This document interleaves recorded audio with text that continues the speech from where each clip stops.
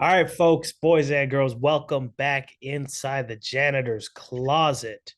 And Josh, our playoff beards are growing, and so are our bank accounts. As last week, we were pretty tidy in the divisional round, going 4-1. We were, that 2 point convert that everyone was talking about in that Tampa Bay Detroit game. We were actually on the wrong end of that, which prevented us from our first clean sweep of playoff action. Nonetheless, Yeah. plus 15.8 units, our most profitable week of the season.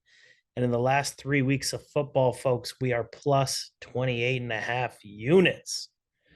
It's a little bit of green there, Mr. Josh Frey-Sam, as we head into conference championship weekend. Obviously, less football to bet on, less plays. We have three today, but this is there's still some good value as we head into Super Bowl Sunday.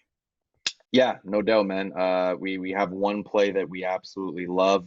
We all obviously this is the best bet show, so this is we like all these plays for sure.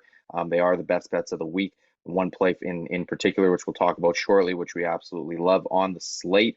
We're gonna also, I mean, like we've been teasing for a couple weeks now, just as far as the Super Bowl next week. That's going to be, or in a couple weeks, pardon me, that's going to be coming up.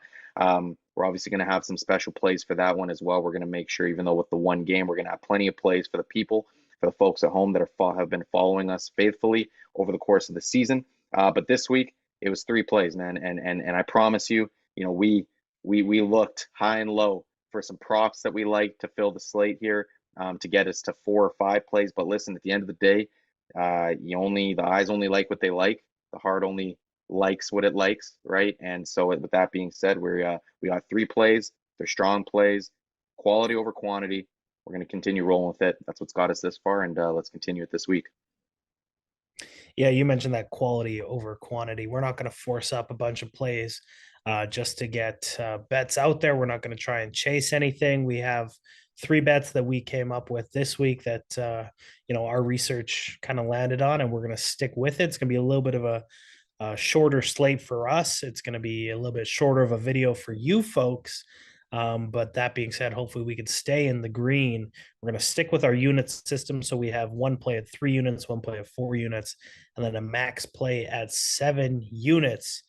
But before we release those, folks, we appreciate your support on this channel. If you can hit that like button, hit that subscribe button, leave a comment down below. We mentioned it, plus 15.8 units last week, plus 28.5 the last 3 weeks. If you're tailing the boys, let us know in the comments below. We appreciate your support.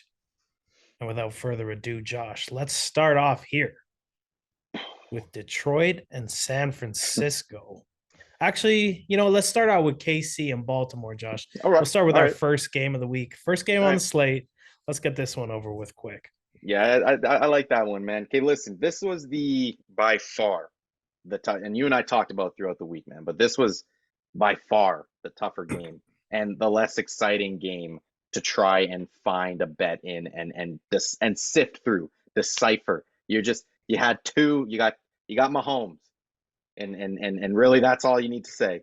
And then you got the Baltimore Ravens, right? And it's just these are two titans clashing this weekend, man. And it's gonna be so much fun. It's gonna be a ton of fun to watch. To be honest, I think this is gonna be the more fun game to watch. This is gonna be the better game to watch between the two this weekend. However, this is the tougher game to actually handicap. So that being said, weather-wise, rain is likely in this game. 10 to 15 mile per hour winds are expected in this game. A little bit of weather, obviously, to consider. Nothing that's going to actually influence the handicap too much, but something to consider nonetheless. There's two sides to this. You could either look at on the Kansas City handicap side of things. You could say, well, this is Patrick Mahomes on the road with an offense that looks to be reborn again and a defense that is stellar. And they, although are on the road, they are just catching far too many points. And this is like the same spot you'll remember a few years ago, Tom Brady in the Super Bowl against these Kansas City Chiefs, right? Tom Brady was catching, I think it was what, 3.5 points in the Super Bowl.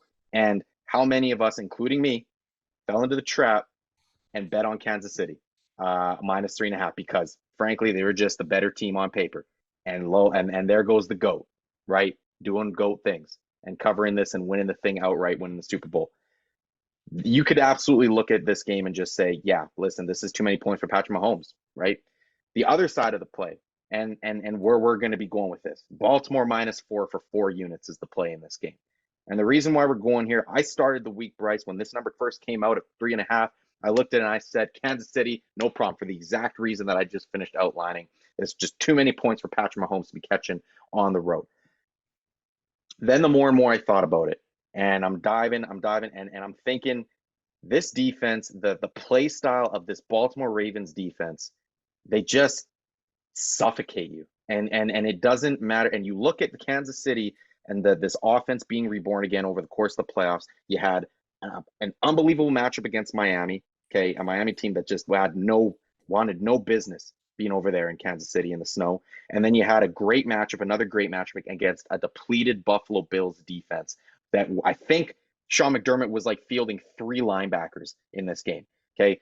So Kansas City, as a result, has gone to a heavier look. They've gone to heavier sets, 3 tight end sets, 2 tight end sets to run out of, so they can run and they can obviously have the deep option off the play action MVS, and obviously running with obviously Rashee Rice and Travis Kelce. And it's opened up a lot of things, and Isaiah Pacheco's getting going and stuff like that too. Listen, those type of that scheme, that design system has worked against favorable matchups.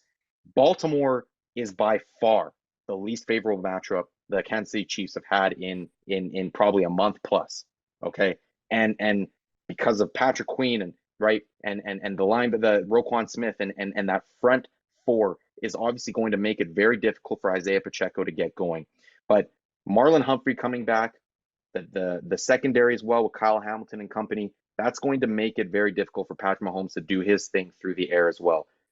Quite frankly, the reason where this is stemmed, the play where this is stemming from, I think Baltimore can hold Kansas City and Patrick Mahomes to less than 20 points in this game. I really do. And as a result, Baltimore really only needs to put up 25 points to cover this number, in my opinion. And I think that they do that in this. The more interesting matchup in this game, I think Baltimore versus Kansas City, Baltimore has the favor on defense, but the offense is going to be how Steve Spagnuolo wants to run and attack Lamar Jackson and company. And for me, Lamar Jackson, the reason why I have so much more faith, I've undervalued this Baltimore offense, continue to, as many people have throughout the course of the season. But the reason why I have so much faith now is you saw it last week in the second half against Houston. Baltimore comes out, they're getting swarmed. It was a tie game, 10-10 at halftime. Houston is obviously bringing that nickel blitz that is really causing Lamar Jackson a lot of problems and that offense a lot of problems. They made the adjustment. Todd Monken makes the adjustment. Lamar Jackson comes out at halftime, and they go touchdown, touchdown, touchdown, or whatever it was to start off the half. And that, to me, was indicative of now Lamar Jackson and this offense under Todd Monken having the answers to the problems that defenses are posing, that their defenses are challenging them with. With that being said, Baltimore, in my opinion, has the advantage in this game. They're at home. Obviously, if the weather has any implication on this game, it always is going to favor any impact on this game. It's always going to favor Baltimore, just their ability to run with Lamar Jackson and company. With that being said, Baltimore -4 units. We got the home side here. It's a fun game to talk about, Bryce, but it's like, my God, it's difficult to cap. It's Baltimore. If you're picking Kansas City, can I blame you? No, you're not going to get much of an argument out of me. It's just Baltimore, in my opinion. They are way too tough for this Kansas City offense to really push them. And then on the flip side, Baltimore's offense, I think I've undervalued them. I think everybody has, and I think this is the spot. This is their moment to kind of make that statement and get punch their ticket to the Super Bowl. Yeah, and this Baltimore team has been faced with challenges similar to this. Obviously, Kansas City is going to be one of the best teams they face, but they got Detroit early in the season and they won that pretty easily. They saw Great point. San Francisco on Christmas Day, handled them Yes. pretty easily. They saw Miami Miami playing for yes. the that number 1 seed in the AFC. It seems like there's that stat. I forget what the number is exactly, but the amount of teams that they've beat who have a winning record, who they've beaten by 14 or more points is, it's closer to 10 than it is to five.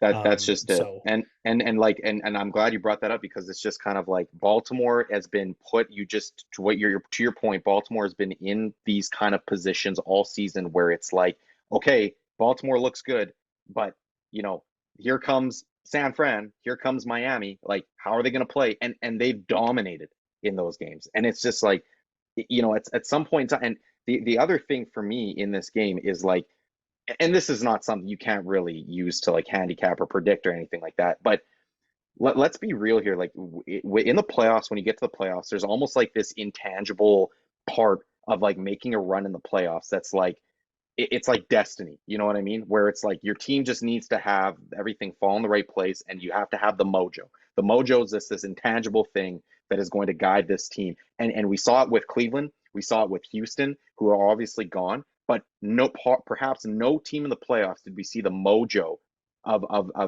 and this potential destiny destined for Super Bowl than the Baltimore Ravens. And this team just has a different vibe around it this season. And so that like I said, they've been tested too many times and they passed with flying colors. Baltimore, I'm confident. I really am. I think Baltimore wins this game, and I think that they make Patrick Mahomes maybe look somewhat human in the process. all right, Josh. Well, that's a good amount to spend on that game there. Yeah. We'll move to our other game here, Detroit and San Francisco. These are going to be our last two plays, one straight up and one player prop. Okay, I'll try and be quicker. Okay, so the Detroit side of things, okay, the Detroit when you're looking at Detroit, the cap here is and by the way, there's no weather implications in this game. The Detroit cap side of things is like, okay, you've got a hot team in Detroit, you've got a team in San Francisco that maybe a lot of people are very confident after coming off that game against Green Bay in the divisional round. But potentially Deebo Samuel is going to miss this game. We'll see. He's kind of 50-50. You know Dan Campbell's going to have his guys up and ready to go. We trust Jared Goff probably more than we ever have in his career in the NFL right now. We're just going to take the hot team. 7 points is way too many points, even though it's on the road. 7 points is too many points. We're going to go San Fran -7. And quite honest, and it's for 7 units. And quite honestly, this is without a doubt, like I mentioned, this is obviously the best play of the week. And this was way easier. Like this was, what did we say after that was it the Detroit game? We said, you texted me, you asked me, what do you think this line is going to be at? I said it's going to be -6.5. Boom, it comes out -7. I said if it drops down to -6.5, we might throw the mortgage on it. You know what I mean? I don't know. This is so -7. Willing to swallow that. We're gonna reduce the bet a little bit from the mortgage to 7 units instead, because it is -7. But this one was easy for me in that San Fran's offense, quite simply, is in my opinion going to have absolutely no trouble moving this ball in this game. If Deebo Samuel in or not, I don't care. San Fran is not going to have an issue moving the ball up and down the field. Detroit, the only way Detroit wins this game outright is if they win in a track meet, and I just don't see that happening. Part of the reason is Jonah Jackson is going to be out of this game. Okay, talented lineman. Frank Ragnow has been well noted that he is not 100%. He is maybe like at the 70-60% playing right now. And maybe Frank Ragnow at 60% is better than, the backup probably is. Probably better than most centers in the NFL.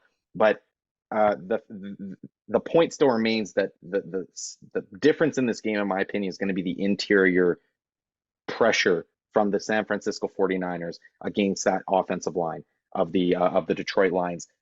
I don't think Detroit's going to have much success running the ball in this game. As a result, Jared Goff is going to have to sling the ball a lot more. And if Steve Wilkes and that defense understand what's going to come at them, I think that's the advantage to San Francisco in this game.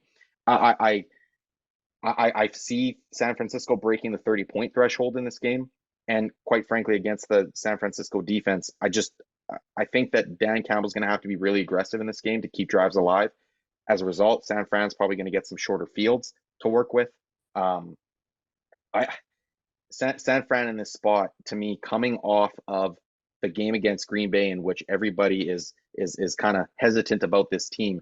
Well, they got that out of the way now. One thing I'll say about the San Francisco 49ers, and we'll move on here, okay, and we'll move on to the final play of the day. It was very clear last week against the Green Bay Packers that Kyle Shanahan wanted to base that game plan around Deebo Samuel, right? And when Deebo Samuel got hurt, he left the game. You could actually kind of see Kyle Shanahan scrambling. And as a result, yeah, they were able to do enough with Christian McCaffrey and company, absolutely. But Deebo Samuel was obviously what Kyle Shanahan was preparing for all week to feature him, get him a bunch of touches in and around the line of scrimmage. And with him out, he then needed to pivot to a completely different game plan. Now Kyle Shanahan has a full week. I don't know if he knows. He's telling reporters one thing, but I think that Kyle Shanahan kind of has an idea as to whether Deebo Samuel is going to play this week. And with that being said, he's going to actually have a full week. He's had this full week to now prepare without Deebo Samuel, or perhaps with Deebo Samuel, and carve out a completely new game plan to beat this Detroit Lions offense. And we know Kyle Shanahan is one of the best schemers, one of the best play callers in the NFL. The matchup is clear: offense to defense, San Francisco to Detroit. And then on the other side is what's going to kind of determine this game. And I like San Francisco at home here against the Detroit offense in this spot. Detroit's going to have a tough time running the ball.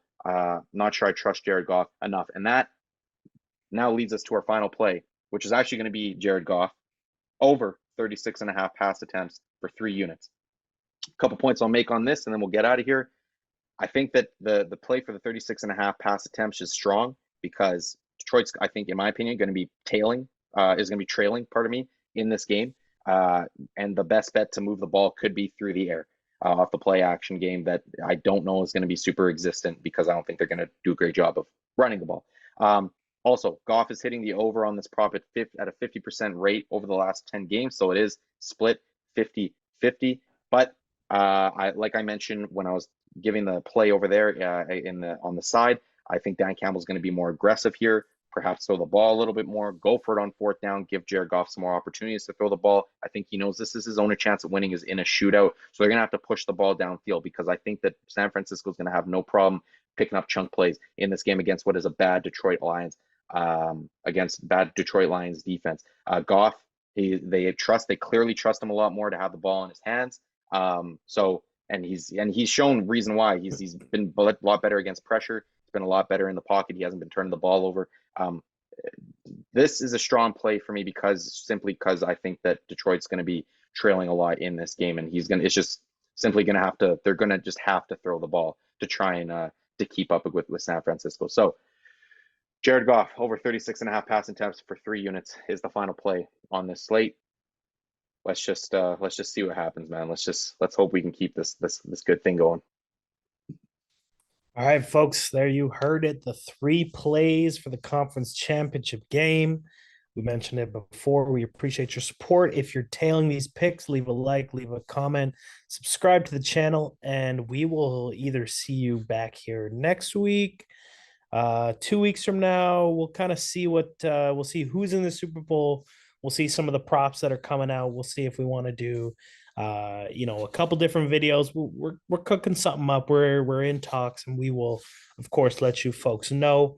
Follow us on X if any other plays come up that we like at TJC Bets. We appreciate the support there as always. Folks, best of luck. Let's keep this thing rolling red hot last week. Let's do it again this week. Gamble responsibly. Best of luck, and we will see you